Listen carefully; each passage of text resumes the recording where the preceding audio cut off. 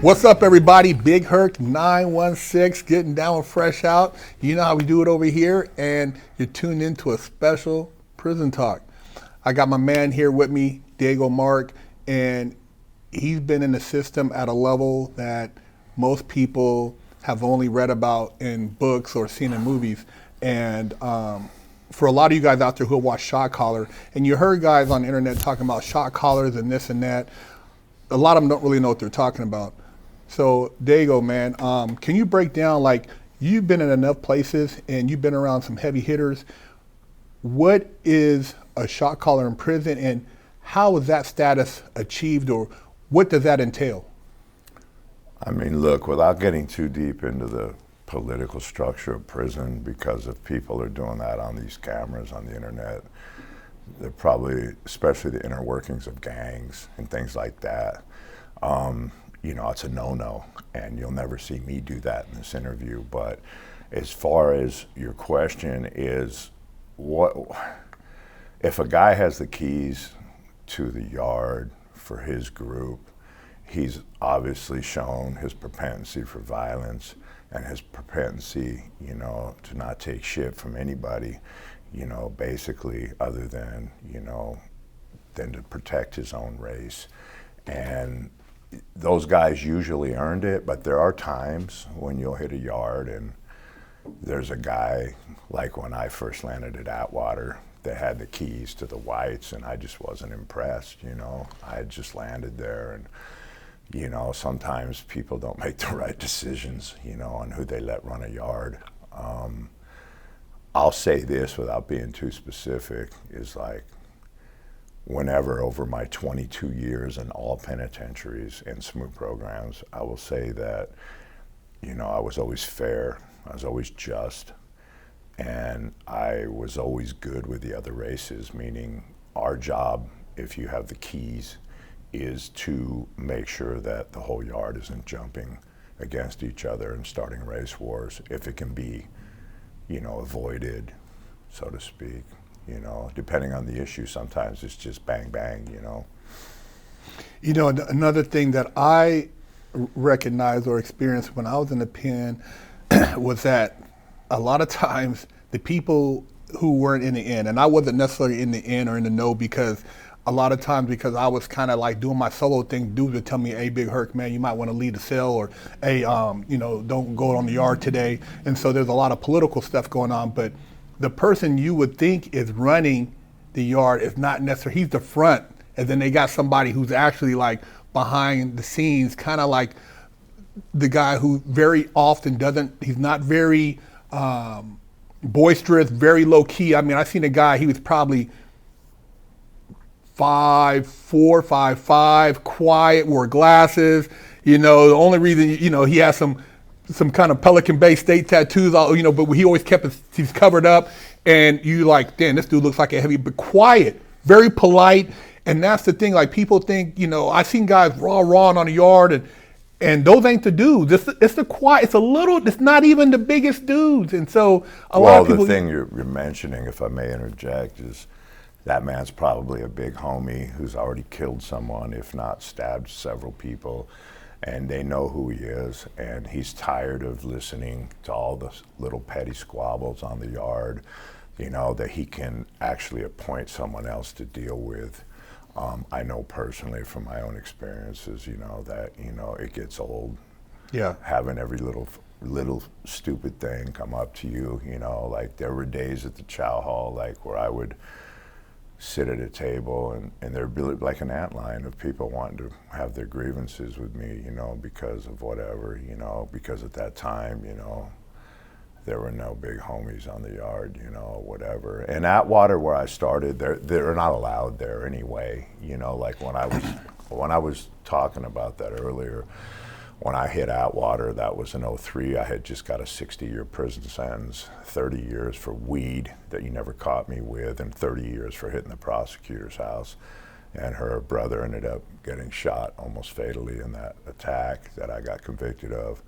And, you know, when I was there at that point, you know, the first thing SIS said was, oh, wow, Brandon, we read your file. Oh, my God, you know, like, these dudes know, the government assumes you still have a lot of money hidden in this, and these guys on this yard are gonna, they're gonna come at you and try and get this money out of you. And I'm like, I just looked at him and said, did you read my shit? I mean, I'm no punk, man. No one's taking shit from me, so go ahead and let me out. Appreciate the talk, And sure enough, like there were some fucking really dangerous guys on that yard. I mean, I've seen some really gnarly riots when I was there, and a lot of stuff go down. But when I was there in particular, there was a certain individual, I'll remain nameless, who acted like he had the keys through Marion, which was at that time the Supermax. And, that he had, the keys through them. And look, when you land in the prison system at the high levels, I announced, I'm a California Wood, I got 60 years. My loyalty is to the Aryan Brotherhood because we all know the rules, period. You know what I mean? And it's like, but then you see, to your point, like, what's it take to be, a shot caller of a yard or have the keys? I mean, sometimes that shit's given to people that really don't deserve it and don't know how to deal with it. You know what I mean? Yeah. He got exposed, and I exposed him. So I'll leave that for another time. But yeah.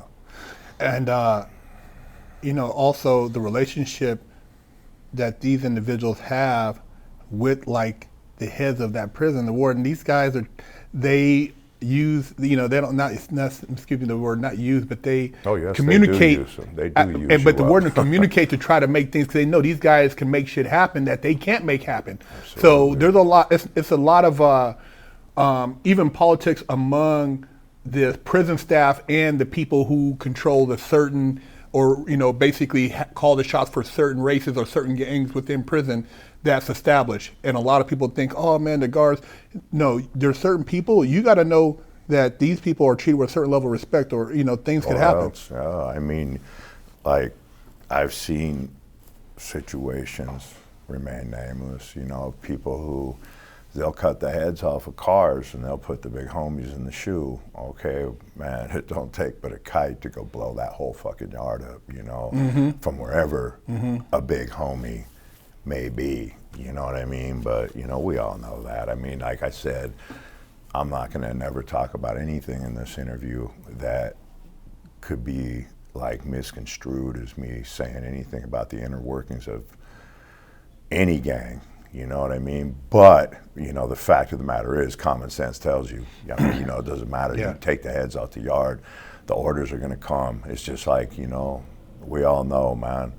I mean, I can't tell you how many kites have been brought to me up someone's ass. How are you going to stop that? You know what I mean? Yeah. A guy gets off the lift and I get the kite, and whatever it's regarding, I'm never going to say what it was about. Yeah. But it happens, I mean, it's impossible, but it's funny because that you brought this up, because a lot of times, if you have the keys to a yard, which I did many places, and it's like, they use you up, man.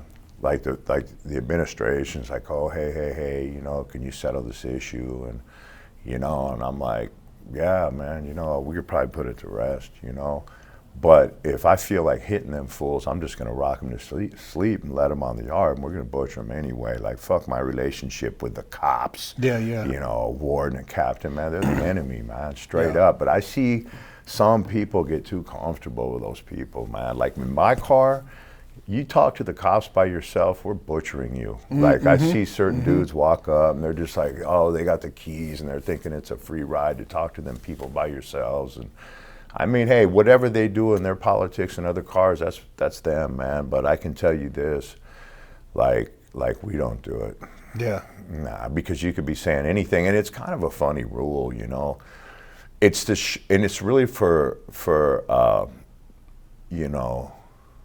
the looks of it, I mean, like how does it look when everyone else is forbidden from doing that, and then all of a sudden you, the guy with the keys, or you, the big homie, whoever it may be, is standing alone talking to the cops. I mean, and it's so, I mean, look, if someone's going to give them information, man, they can do it a zillion different ways. They can go to medical, act like they're going on a medical run, blah, blah, blah. They can drop kites in the fucking mail, but for the visuals, you don't do it. You don't talk to them by yourself. Yeah, I've seen guys do it. Yeah, well, I've heard that early on.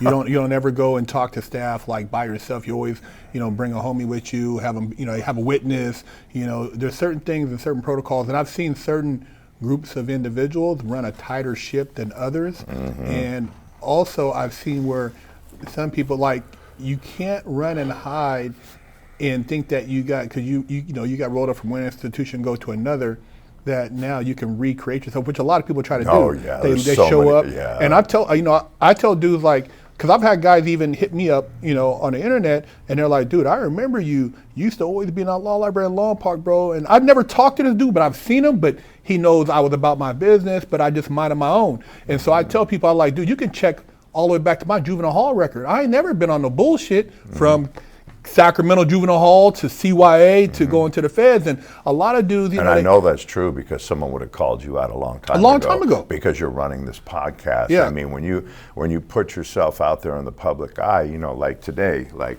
I brought all kinds of shit about my case right here. But you know what? I didn't survive in there 21 and a half years in the pen, 11 years in the hole, by hiding something from anybody, and you're right, and and that's important. And the thing you speak about, people, that has nothing I hate worse than these guys that'll run up drug dads and do some nefarious shit on one yard, and then they bounce to another, and they think they're gonna reinvent themselves. Like, I mean, they can get away with that, like, occasionally, but I mean, there's only, how many penitentiaries in the U.S.? I lost count, like 13, I think. I've been to almost every one of them. And it's like, you're not gonna really hide, especially, I can't speak for, like, essentially other cars, because I don't know their inner workings, and I'm not gonna speak about the inner workings of my car other than to say, we handle our business, like, we're very diligent, like, about, oh yeah, say this guy named Slayer or whoever he is, yeah, he left the yard. Word's already out to all the other yards, look for him, that dude did some foul shit here. And, and it's, like I say, you can run, but you can't hide. Like in the mediums, like there's zillions of them things. Oh, yeah. I mean, look, man, I did 7 penitentiary transfers in 5 years from the hole. I think I broke the record. And, and then I blew Lewisburg Smoo up. Like, I started, all my boys went with me, and we caught that bitch on fire. They ran out of munitions to deal with us, because they're mistreatment of prisoners, man. Like, these people, like, have no idea the mistreatment that's going on in these shoes. Yeah, man. horrible. Man, it's like, you're supposed to get 5 days a week, hour out. Man, these fucking pieces of shit, man, they're coming to your cell going, oh, your vent's covered, and you're standing at attention, your bed's made. I'm like, you turn around, man, you're not my vent. Yep, you're hit. Like, and what it does, man, is like, when you don't give people what they got coming, it can make them suicidal. It can make them so edgy that you're their target, and check. Man, look, man, one of the first things I learned was how to get out of cuffs quick, man, because I ain't getting caught, but anyway, yeah, a lot of people know how to do that at the higher levels, so like, that's one of the first things you learn, is how to get out of these things. And we can get you, man, we can get to you, your staff, your warden, whoever, if we so choose to. People tend to forget, and they fall in line so much in there, and I started seeing it at the end. Like, to where, they've split every penitentiary, man. There's no free roaming penitentiaries anymore. Yeah. There's the east side, the west side, and they're keeping us apart for various reasons.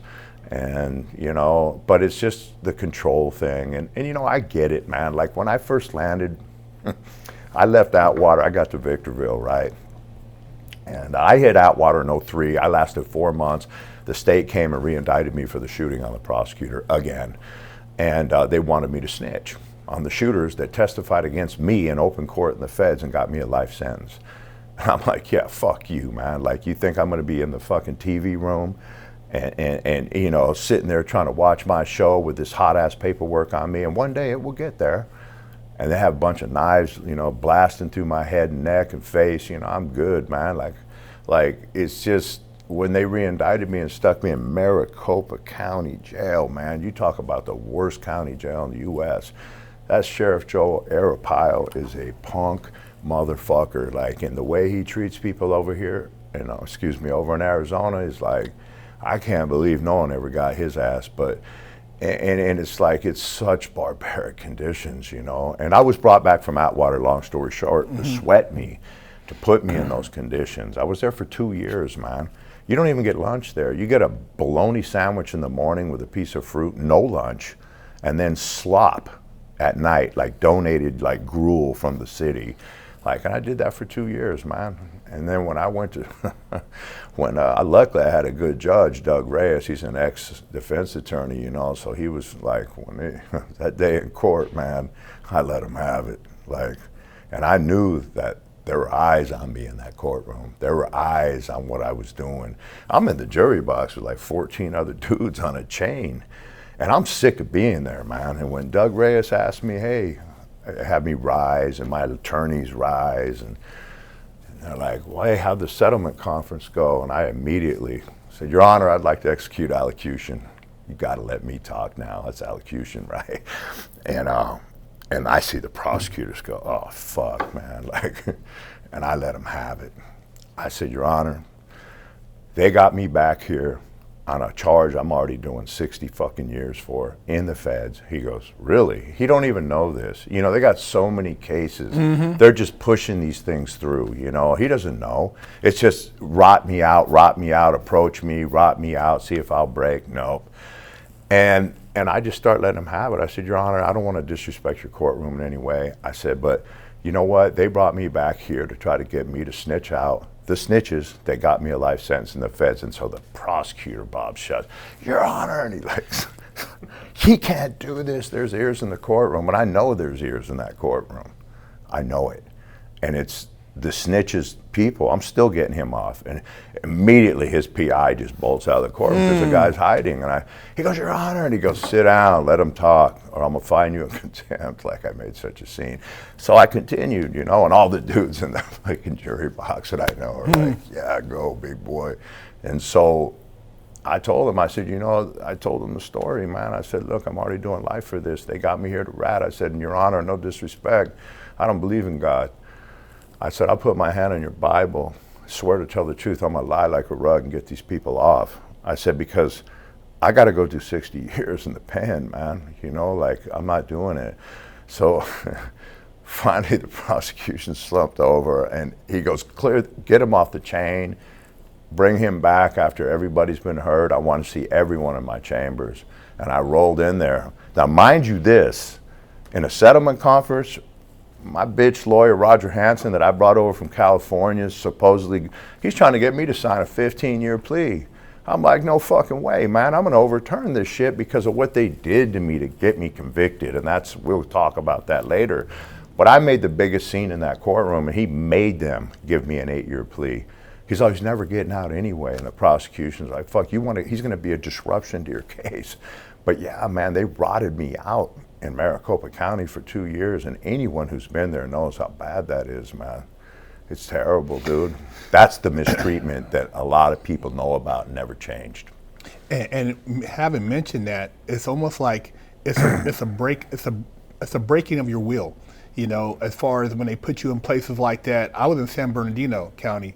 And that county, that place is fucking nuts. San Bernardino They wanted County, my wedding ring, man. Dude, them big old honkies drugged me out. San Bernardino, tell everybody's on super swole steroids. Ain't no dude, question. Everybody's like, twice. What? You say one thing in that chow hall, they will beat your ass, bro. You see if you pass me a biscuit. Yep. Dude, Been there, San Bernardino, bro. No joke.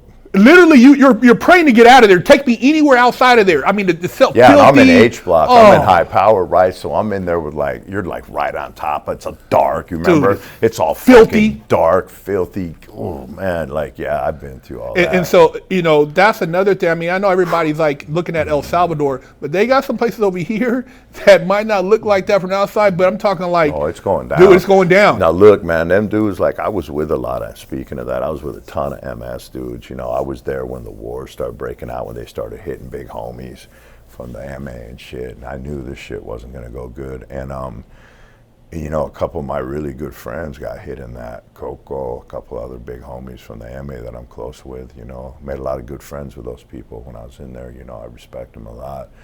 And I knew it was gonna go crazy. And then they ended up giving them Lewisburg, which was closed, you know, they closed Lewisburg down. but they reopened it and gave it all to the MS. But you know, I don't know. I really don't want to speak. I mean, I know really kind of a lot about that and how it all started, but it's not for me to talk about.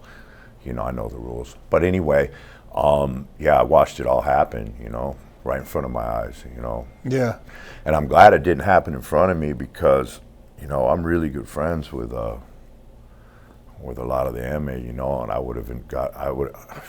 man, it would have been a bad thing, but I would have probably been involved in Well, it. it's just another, like I said, just shedding light on just conditions over here. And we're going to get into it on another video, but like the trauma, because I told you about the dreams I used to have and some of the stuff like I've experienced in prison where, you know, people think, oh man, you're in there doing this and that. I mean, and the tactics they use to try to break you. Oh, And man, I already know. some of the stuff, like I said, that you don't think it's anything big because you're out, but it just, it's like deep, almost like going to war, man. I have a lot of military guys Almost. who watch this. It's It's the same. exactly It is right. the same, but Yeah. you're right. Yeah. It's a similar And stuff. it's, and it's all hand-to-hand combat. yeah, Whereas in the yeah. war, you may be not Yeah, gonna- from a distance, you may yeah, be yeah, plucking yeah, dudes yeah, off with yeah, rifles yeah. and doing all this and waiting for the fucking government Yeah. to come sweep the place with stealth fighters. But I mean, respect, man. Like my thing is, and you're getting to it, the PTSD thing. Yeah. Like, look, my mission in life is this, man. I've been through. My only son was murdered when I was in the hole in Big Sandy, dude. When they came to pull me out of that cell that day, and I'm writing the book right now, and it's hard to even talk about, man. Like I raised that kid by myself, man. He had a great mother, but she got into some addiction issues, and I took full custody of that boy. And you know, and he used to come see me all the time throughout prison. And but those are the people I want to help. I want to help people who've they may have children on the street. You know, of course, their fathers or mothers are in prison. And I'm about to make some money on what happened to me, and I'm about to get a motion picture. I've been meeting with the biggest people in LA, and you know, I was just at Mel Gibson's church up in Agora Hills. Got to meet him. Great guy, man. Just good people. And the point I'm making, not to be some name dropper, is that I'm going to do what I got to do to make this money, and I'm going to give it back. I'm going to help kids whose parents are in prison. I mean, I got 30 fucking years on a weed case where you didn't have one phone call, no drugs, no money, nothing, no evidence. $2 million bond, $1.7 million bond. I showed it to you, you know, because an overzealous bitch prosecutor in Arizona just said, fuck it, I'm going to indict him, because the feds wouldn't. San Diego passed on my indictment. That's how all this started. And look, I'm not going to sit here and cry like, oh, I'm a victim. And I was a huge smuggler my whole fucking life. I just didn't get caught, ever. And they didn't catch me on this case either. But the corruption is what reeks. And the corruption is what we'll talk about in a little while. Yeah, we're going to get into that. Yeah, so the conditions, man, it's just, they use that whole system to sweat you, to turn you, to break you. But there's certain ones of us you can't break, man. That's right. Yeah. And there you have it, Big Herc 916, Dago Mark, fresh out prison talk.